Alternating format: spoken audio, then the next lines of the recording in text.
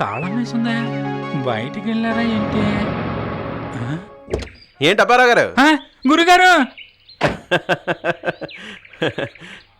నువ్వు భలేవాడు అయ్యా. వెళ్ళి మా వాడిని కలిసి వస్తున్నావు కదా. అవును గురు, అందువల్ల ఈ ఫామ్ ఒరిజినల్ ఓనర్ ఎవరని తెలిసిపోయింది నాకు. అది డెన్నిస్ది. ఇది మీదేగా? డెన్నిస్ గారు చూశాను, సూపర్. ఇక మీదే చూడాలి. అయితే నా గురించి తెలుసుకోకుండా ఇక్కడ నుంచి వెళ్ళవన్నమాట. అది సరే గాని ఇంట్లో అందరూ ఎలా ఉన్నారు? అమ్మకి ఆరోగ్యం బాగుంది కదా? అందరూ బాగున్నారు. మీ ఫామ్ హౌస్ ఫోటో చూశాక అందరూ హ్యాపీ అయ్యారు. తాళం బాబు, అర్జెంట్ చూడాలి. ఆ ఫోటోస్ నా ఫామ్ హౌస్ కావు, అవి డెన్నిస్ కదా. ఫోటోలు మారిపోయాయి కదా. ఇదిగో ఇది రవిశంకర్ ఫామ్.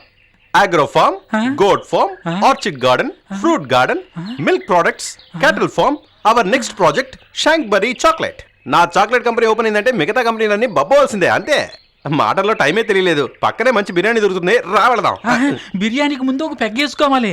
అంతకంటే ముందు దీన్ని ఓపెన్ చేసి చూడాలి. చెప్పేది వద్దు అపరా, ఆగు, ఆగమంటుంటే.